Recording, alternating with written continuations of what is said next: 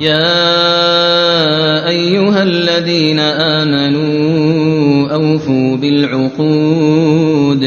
أحلت لكم بهيمة الأنعام إلا ما يتلى عليكم غير محل الصيد وأنتم حرم إن الله يحكم ما يريد. يا أيها الذين آمنوا لا تحلوا شعائر الله ولا الشهر الحرام ولا الهدي ولا القلائد ولا آمين البيت الحرام يبتغون فضلا من ربهم ورضوانا وإذا حللتم فاصطادوا ولا يجرمنكم شنآن قوم أن صدوكم عن المسجد الحرام أن تعتدوا وتعاونوا على البر والتقوى ولا تعاونوا على الإثم والعدوان واتقوا الله إن الله شديد العقاب. حرمت عليكم الميتة والدم ولحم الخنزير وما أهل لغير الله به والمنخنقة والموقوذة والمتردية والنطيحة وما أكل السبع إلا ما ذكيتم وما ذبح على النصب وأن تستقسموا بالأزلام ذلكم فسق. اليوم يئس الذين كفروا من دينكم فلا تخشوهم واخشون اليوم أكملت لكم دينكم وأتممت عليكم نعمتي ورضيت لكم الإسلام دينا فمن اضطر في مخمصة غير متجانف لإثم فإن الله غفور رحيم. يسألونك ماذا أحل لهم قل أحل لكم الطيبات وما علمتم من الجوارح مكلبين تعلمونهن مما علمكم الله فكلوا مما أمسكن عليكم واذكروا اسم الله عليه واتقوا الله إن الله سريع الحساب. اليوم أحل لكم الطيبات وطعام الذين أوتوا الكتاب حل لكم وطعامكم حل لهم والمحصنات من المؤمنات والمحصنات من الذين أوتوا الكتاب من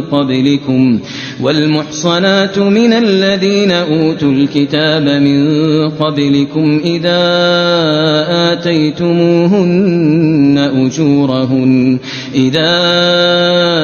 آتيتموهن أجورهن محصنين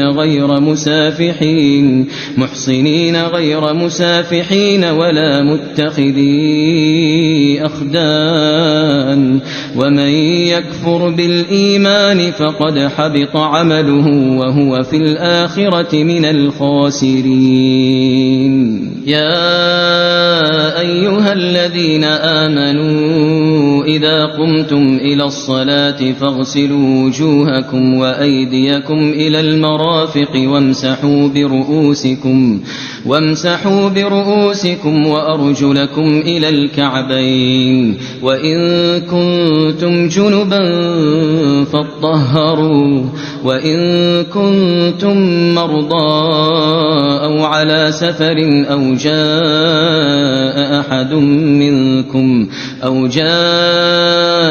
أحد منكم من الغائط أو لامستم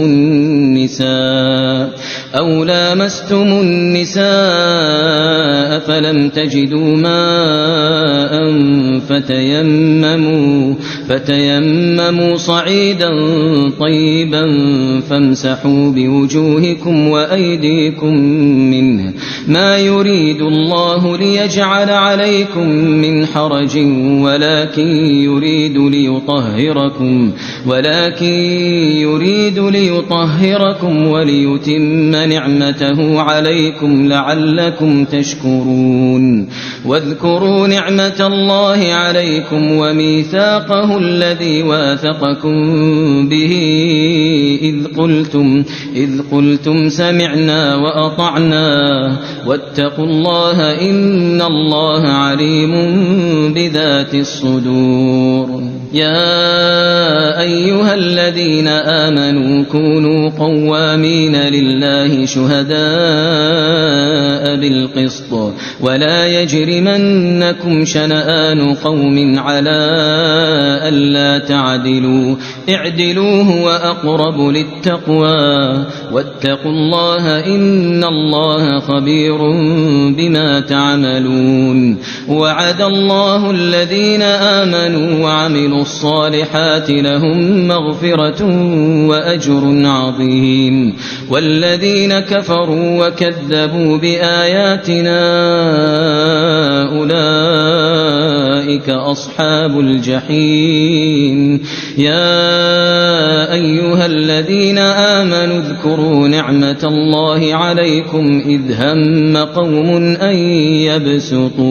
أن يبسطوا إليكم أيديهم فكف أيديهم عنكم واتقوا الله وعلى الله فليتوكل المؤمنون. ولقد أخذ الله ميثاق بني إسرائيل وبعثنا منهم 12 نقيبا وقال الله إني معكم لئن أقمتم الصلاة وآتيتم الزكاة وآمنتم برسلي وعزرتموهم وأقرضتم الله قرضا حسنا لأكفرن عنكم سيئاتكم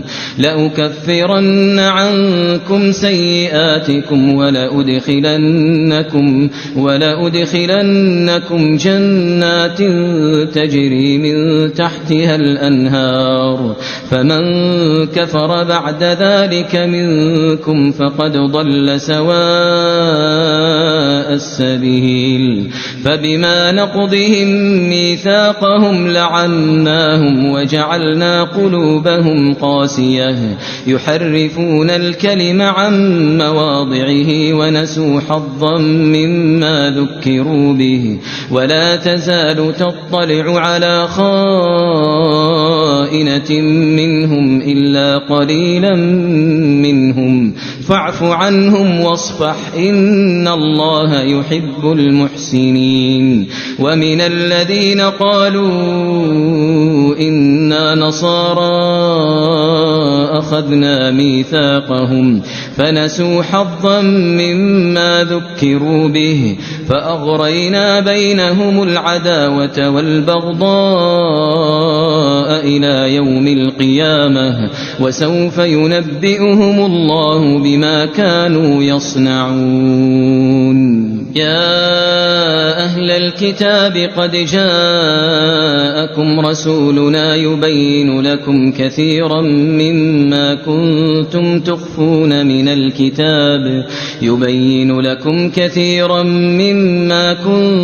تخفون من الكتاب ويعفو عن كثير. قد جاءكم من الله نور وكتاب مبين يهدي به الله من اتبع رضوانه سبل السلام ويخرجهم من الظلمات إلى النور بإذنه ويهديهم إلى صراط مستقيم. لقد كفر الذين قالوا إن الله هو المسيح ابن مريم قل فمن يملك من الله شيئا إن أراد أن يهلك المسيح ابن مريم وأمه ومن في الأرض جميعا ولله ملك السماوات والأرض وما بينهما يخلق ما يشاء والله على كل شيء قدير. وقالت اليهود والنصارى نحن أبناء الله وأحباؤه قل فلم يعذبكم بذنوبكم بل أنتم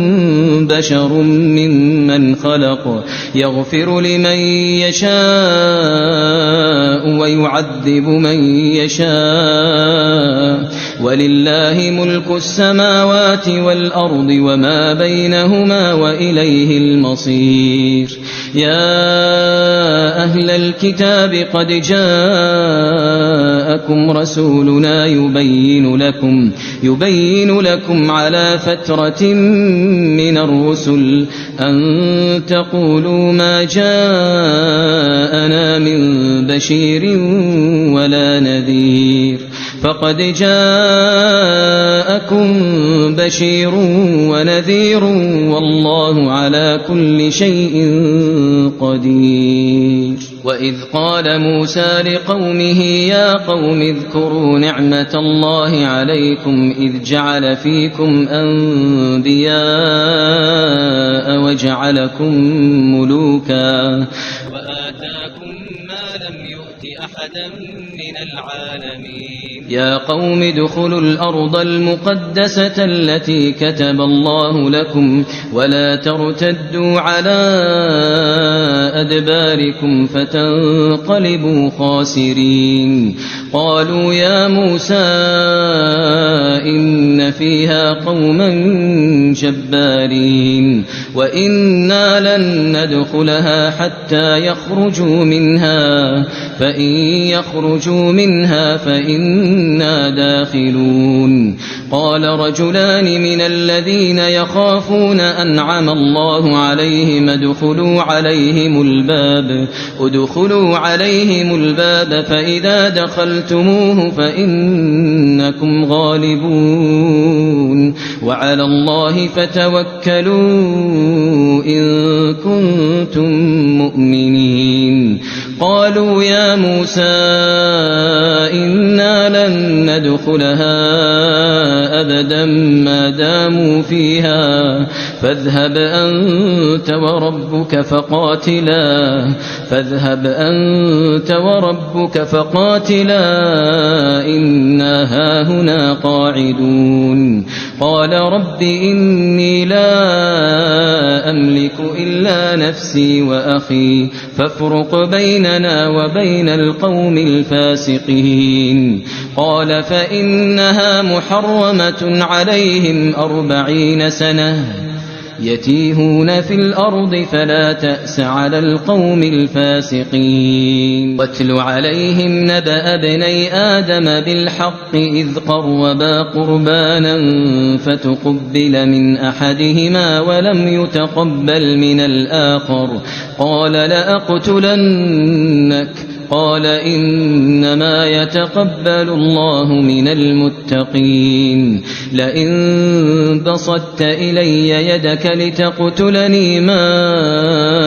أنا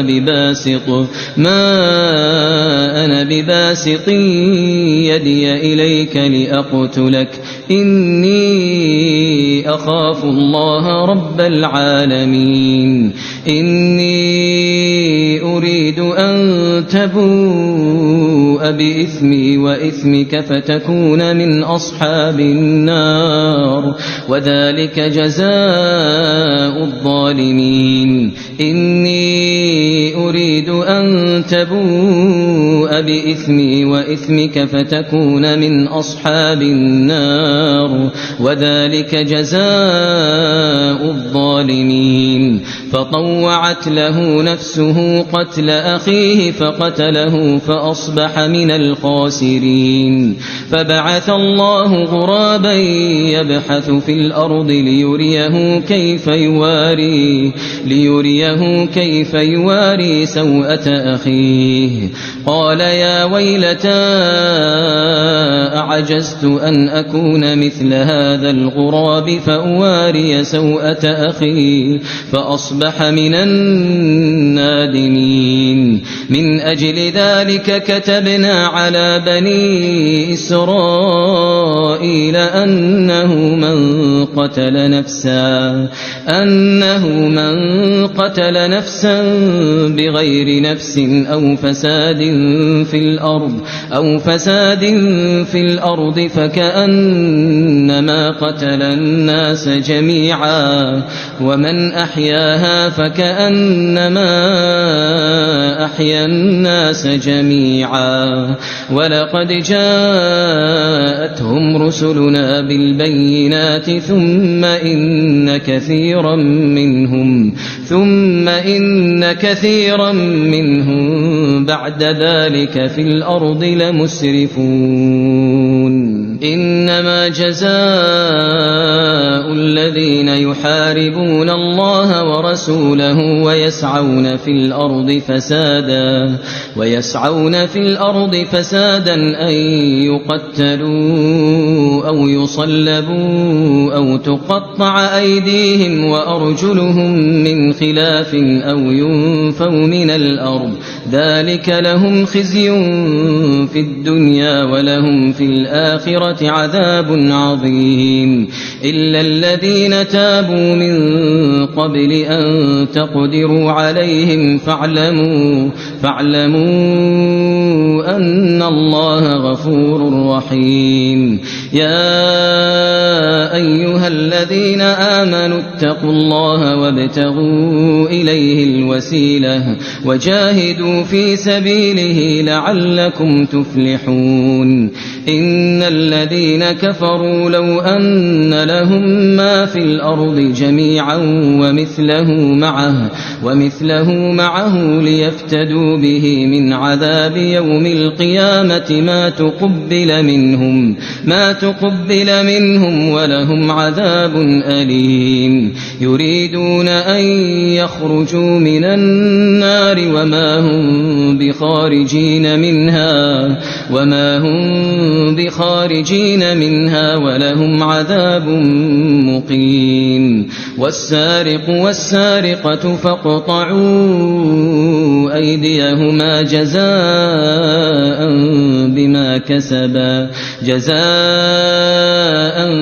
بما كسبا نكالا من الله والله عزيز حكيم فمن تاب من بعد ظلمه وأصلح فإن الله يتوب عليه إن الله غفور رحيم ألم تعلم أن الله له ملك السماوات والأرض يعذب من يشاء ويغفر لمن يشاء والله على كل شيء قدير يا أيها الرسول لا يحزنك الذين يسارعون في الكفر من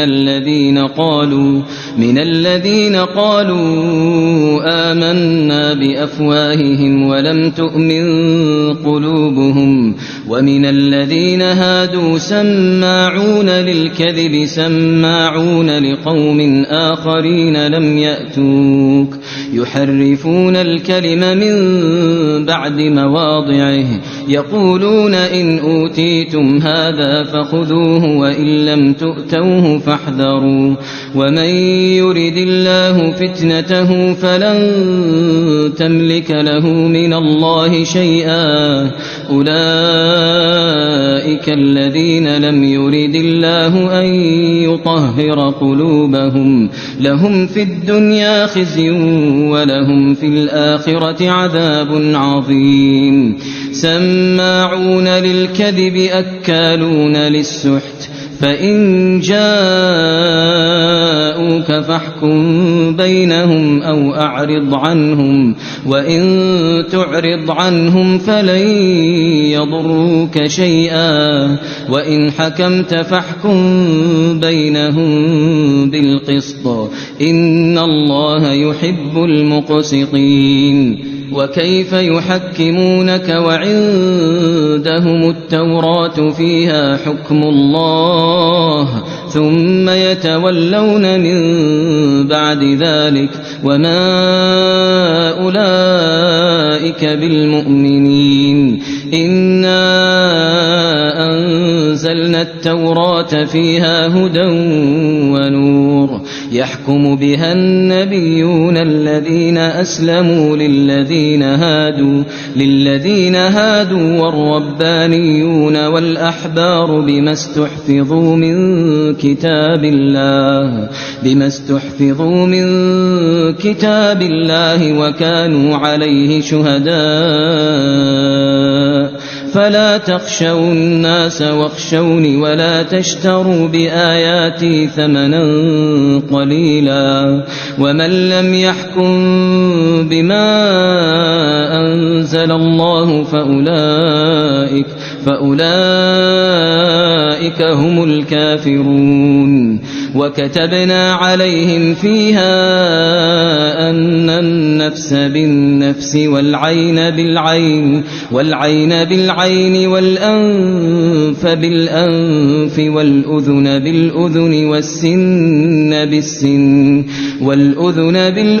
والسن بالسن والجروح قصاص فمن تصدق به فهو كفارة له ومن لم يحكم بما أنزل الله فأولئك هم الظالمون وقفينا على آثارهم بعيسى ابن مريم مصدقا لما بين يديه من التوراة وآتيناه الإنجيل فيه هدى ونور ومصدقا لما بين يديه من التوراة وهدى وموعظة للمتقين وليحكم أهل الإنجيل بما أنزل الله فيه ومن لم يحكم بما أنزل الله فأولئك هم الفاسقون وأنزلنا إليك الكتاب بالحق مصدقا لما بين يديه من الكتاب ومهيمنا عليه فاحكم بينهم بما أنزل الله ولا تتبع أهواءهم عما جاءك من الحق لكل جعلنا منكم شرعة ومنهاجا ولو شاء الله لجعلكم أمة واحدة ولكن ليبلوكم فيما آتاكم فاستبقوا الخيرات إلى الله مرجعكم جميعا فينبئكم بما كنتم فيه تختلفون وأن احكم بينهم بما أنزل الله ولا تتبع أهواءهم واحذرهم أن يفتنوك عن بعض ما أنزل الله إليك فإن تولوا فاعلم أنما يريد الله أن يصيبهم ببعض ذنوبهم وإن كثيرا من الناس لفاسقون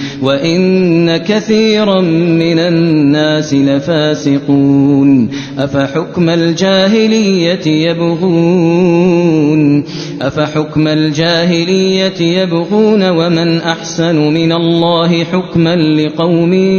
يوقنون يا أيها الذين آمنوا لا تتخذوا اليهود والنصارى أولياء بعضهم أولياء بعض ومن يتولهم منكم فإنه منهم إن الله لا يهدي القوم الظالمين فترى الذين في قلوبهم مرض يسارعون فيهم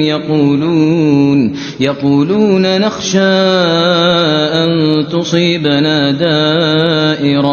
فعسى الله أن يأتي بالفتح أو أمر من عنده فيصبحوا على ما أسروا في أنفسهم نادمين. ويقول الذين آمنوا أهؤلاء الذين أقسموا بالله جهد أيمانهم إنهم لمعكم حبطت أعمالهم فأصبحوا خاسرين. يا أيها الذين آمنوا من يرتد منكم عن دينه فسوف يأتي الله بقوم يحبهم ويحبونه أذلة على المؤمنين أعزة على المؤمنين يجاهدون في سبيل الله ولا يخافون لومة لائم ذلك فضل الله يؤتيه من يشاء والله واسع عليم. إنما وليكم الله ورسوله والذين آمنوا الذين يقيمون الصلاة ويؤتون الزكاة وهم راكعون. ومن يتول الله ورسوله والذين آمنوا فإن حزب الله هم الغالبون. يا أيها الذين آمنوا لا تتخذوا الذين اتخذوا دينكم هزوا ولعبا من الذين أوتوا الكتاب من قبلكم والكفار أولياء واتقوا الله إن كنتم مؤمنين. وإذا ناديتم إلى الصلاة اتخذوها هزوا ولعبا ذلك بأنهم قوم لا يعقلون. قل يا أهل الكتاب هل تنقمون منا إلا أن آمنا بالله وما أنزل إلينا وما أنزل من قبل وأن أكثركم فاسقون. قل هل أنبئكم بشر من ذلك مثوبة عند الله من لعنه الله وغضب عليه وجعل منهم القردة والخنازير وعبد الطاغوت أولئك شر مكانا وأضل عن سواء السبيل. وإذا جاءوكم قالوا آمنا وقد دخلوا بالكفر وهم قد خرجوا به والله أعلم بما كانوا يكتمون. وترى كثيرا منهم يسارعون في الإثم والعدوان وأكلهم السحت لبئس ما كانوا يعملون. لولا ينهاهم الربانيون والأحبار عن قولهم الإثم وأكلهم السحت لبئس ما كانوا يصنعون. وقالت اليهود يد الله مغلولة غلت أيديهم ولعنوا بما قالوا بل يداه مبسوطتان ينفق كيف يشاء وليزيدن كثيرا منهم ما أنزل إليك من ربك طغيانا وكفرا وألقينا بينهم العداوة والبغضاء إلى يوم القيامة كلما أوقدوا نارا للحرب أطفأها الله ويسعون في الأرض فسادا والله لا يحب المفسدين. ولو أن أهل الكتاب آمنوا واتقوا لكفرنا عنهم سيئاتهم ولأدخلناهم جنات النعيم ولو أنهم أقاموا التوراة والإنجيل وما أنزل إليهم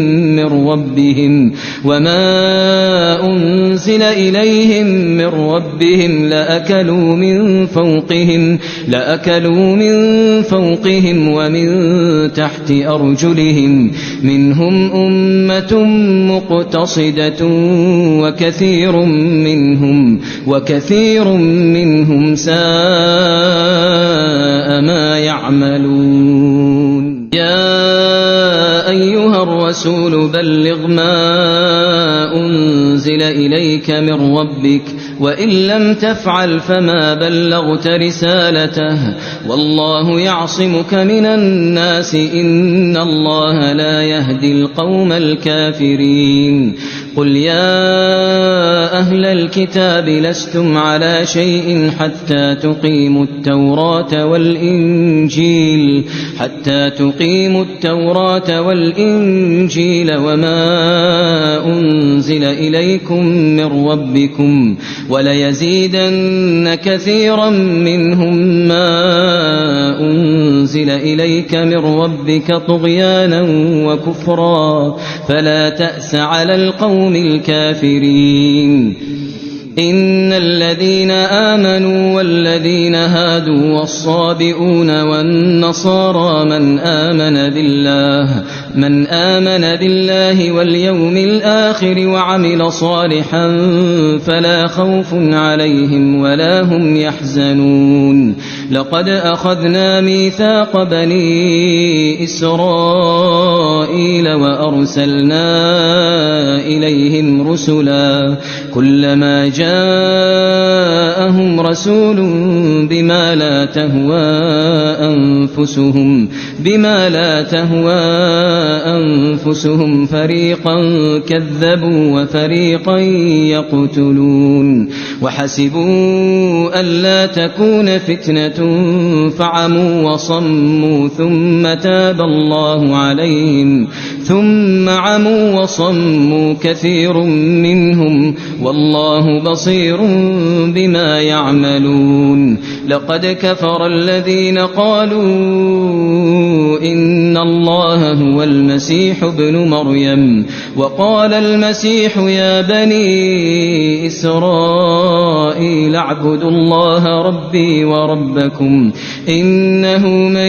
يشرك بالله فقد حرم الله عليه الجنة ومأواه النار وما للظالمين من أنصار لقد كفر الذين قالوا إن الله ثالث ثلاثة وما من إله إلا إله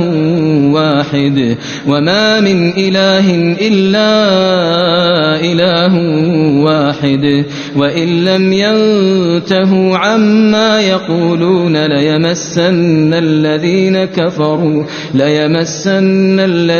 كفروا منهم عذاب أليم أفلا يتوبون إلى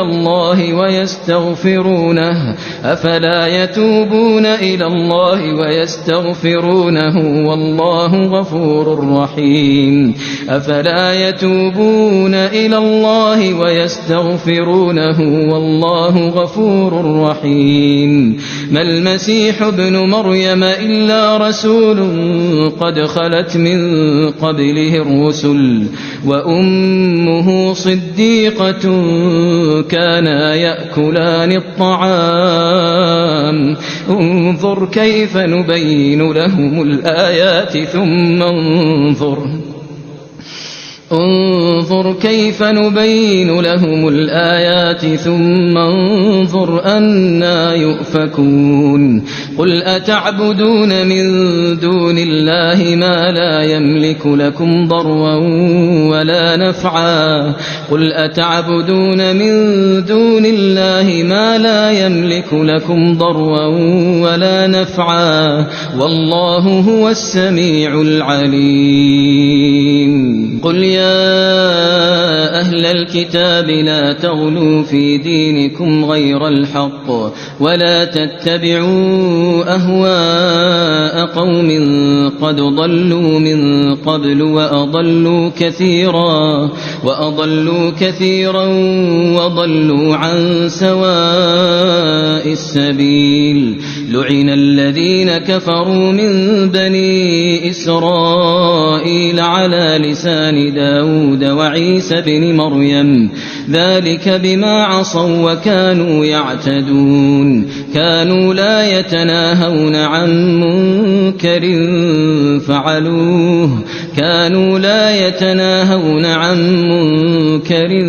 فعلوه لبئس ما كانوا يفعلون ترى كثيرا منهم يتولون الذين كفروا لبئس ما قدمت لهم أنفسهم أن سخط الله عليهم وفي العذاب هم خالدون ولو كانوا يؤمنون بالله والنبي وما أنزل إليه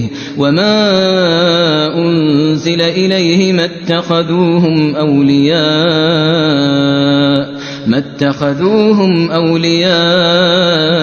ولكن كثيرا منهم فاسقون لتجدن أشد الناس عداوة للذين آمنوا اليهود والذين أشركوا ولتجدن أقربهم مودة للذين آمنوا الذين قالوا إنا نصارى ذلك بأن منهم قسيسين ورهبانا وأنهم لا يستكبرون وإذا سمعوا ما أنزل إلى الرسول ترى أعينهم تفيض من الدمع مما عرفوا من الحق يقولون ربنا آمنا فاكتبنا مع الشاهدين وما لنا لا نؤمن بالله وما جاءنا من الحق ونطمع أن يدخلنا ربنا مع القوم الصالحين فأثابهم الله بما قالوا جنات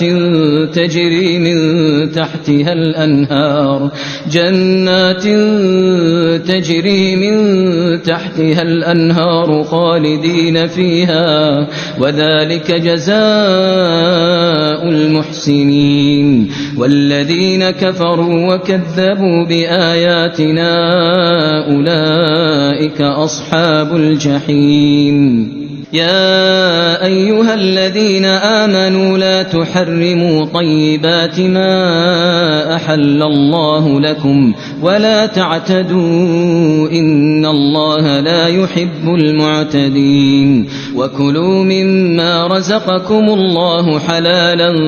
طيبا واتقوا الله الذي أنتم به مؤمنون لا يؤاخذكم الله باللغو في أيمانكم ولكن يؤاخذكم بما عقدتم الأيمان فكفارته إطعام 10 مساكين من أوسط ما تطعمون أهليكم أو كسوتهم أو تحرير رقبة فمن لم يجد فصيام 3 أيام أيام ذلك كفارة أيمانكم إذا حلفتم واحفظوا أيمانكم كذلك يبين الله لكم آياته لعلكم تشكرون يا أيها الذين آمنوا إنما الخمر والميسر والأنصاب والأزلام رجس من عمل الشيطان فاجتنبوه لعلكم تفلحون إنما يريد الشيطان أن يوقع بينكم العداوة والبغضاء في الخمر والميسر ويصدكم عن ذكر الله وعن الصلاة فهل أنتم منتهون وأطيعوا الله وأطيعوا الرسول واحذروا فإن توليتم فاعلموا أنما على رسولنا البلاغ المبين ليس على الذين آمنوا وعملوا الصالحات جناح فيما طعموا إذا ما اتقوا وآمنوا وعملوا الصالحات ثم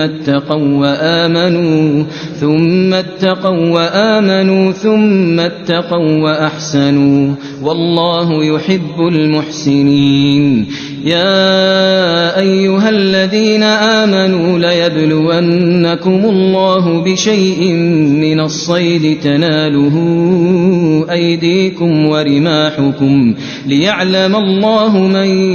يخافه بالغيب فمن اعتدى بعد ذلك فله عذاب أليم يا أيها الذين آمنوا لا تقتلوا الصيد وأنتم حرم ومن قتله منكم متعمدا فجزاء مثل ما قتل من النعم يحكم به ذوى عدل منكم هديا بالغ الكعبة أو كفارة طعام مساكين أو عدل ذلك صياما ليذوق وبال أمره عفى الله عما سلف ومن عاد فينتقم الله منه والله عزيز ذو انتقام أحل لكم صيد البحر وطعامه متاعا لكم وللسيارة وحرم عليكم صيد البر ما دمتم حرما واتقوا الله الذي إليه تحشرون جعل الله الكعبة البيت الحرام قياما للناس والشهر الحرام والهدي والقلائد ذلك لتعلموا أن الله يعلم ما في السماوات وما في الأرض وأن الله بكل شيء عليم اعلموا أن الله شديد العقاب وأن الله غفور رحيم ما على الرسول إلا البلاغ والله يعلم ما تبدون وما تكتمون قل لا يستوي الخبيث والطيب ولو أعجبك كثرة الخبيث فاتقوا الله يا أولي الألباب لعلكم تفلحون يا أيها الذين آمنوا لا تسألوا عن أشياء إن تبد لكم تسؤكم وإن تسألوا عنها حين ينزل القرآن تبد لكم عفى الله عنها والله غفور حليم قد سألها قوم من قبلكم ثم أصبحوا بها كافرين ما جعل الله من بحيرة ولا سائبة ولا وصيلة ولا حام ولا حام ولكن الذين كفروا يفترون على الله الكذب وأكثرهم لا يعقلون وإذا قيل لهم تعالوا إلى ما أنزل الله وإلى الرسول قالوا حسبنا ما وجدنا عليه آباءنا أولو كان آباؤهم لا يعلمون شيئا ولا يهتدون يا أيها الذين آمنوا عليكم أنفسكم لا يضركم من ضل إذا اهتديتم إلى الله مرجعكم جميعا فينبئكم بما كنتم تعملون يا أيها الذين آمنوا شهادة بينكم إذا حضر أحدكم الموت حين الوصية اثنان ذوى عدل منكم أو آخران من غيركم إن أنتم ضربتم في الأرض فأصابتكم مصيبة الموت تحبسونهما من بعد الصلاة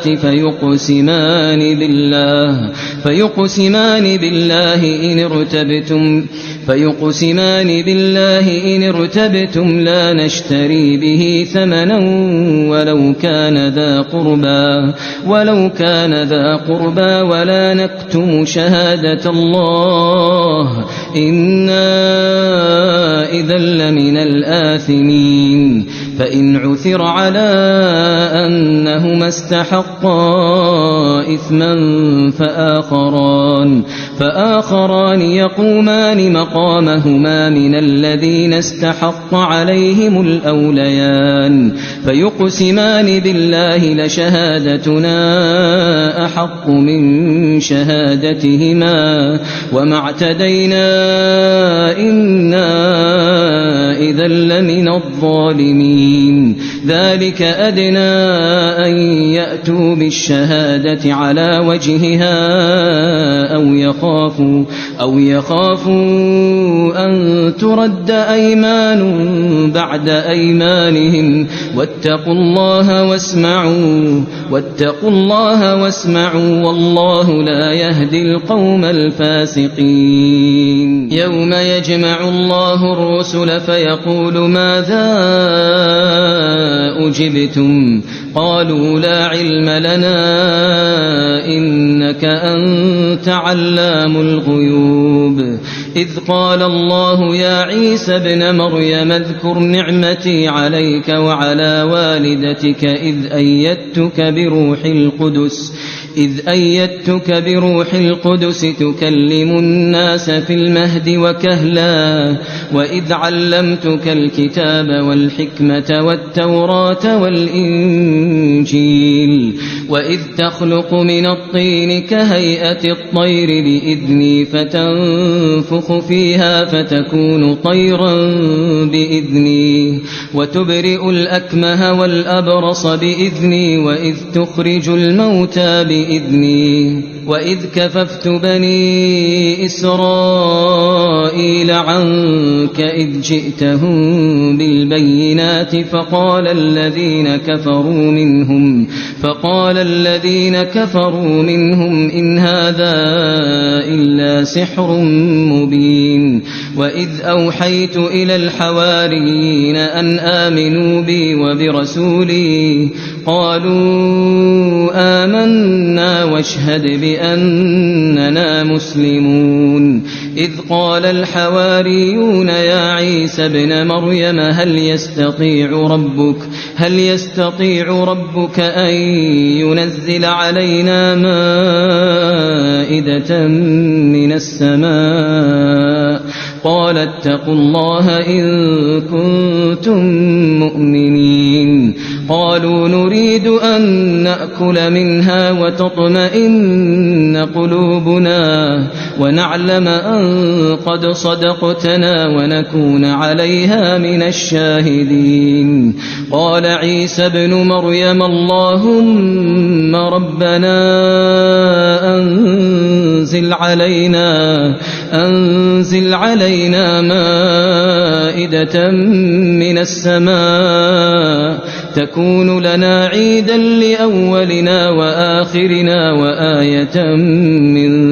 وآية منك وارزقنا وأنت خير الرازقين. قال الله إني منزلها عليكم فمن يكفر بعد منكم فإني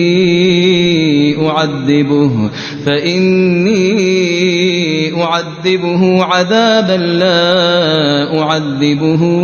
أحدا من العالمين. وإذ قال الله يا عيسى ابن مريم أأنت قلت للناس اتخذوني وأمي إلهين من دون الله قال سبحانك ما يكون لي أن أقول ما ليس لي بحق إن كنت قلته فقد علمته تعلم ما في نفسي ولا أعلم ما في نفسك إنك أنت علام الغيوب. ما قلت لهم إلا ما أمرتني به أن اعبدوا الله ربي وربكم وكنت عليهم شهيدا ما دمت فيهم فلما توفيتني كنت أنت الرقيب عليهم وأنت على كل شيء شهيد. إن تعذبهم فإنهم عبادك وإن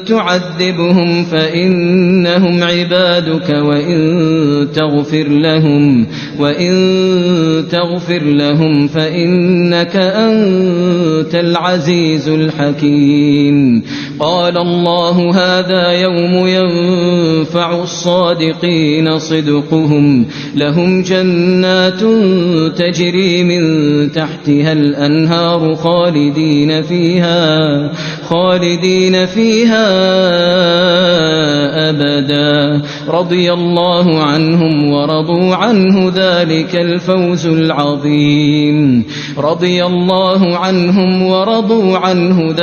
الفوز العظيم. لله ملك السماوات والأرض وما فيهن وهو على كل شيء قدير.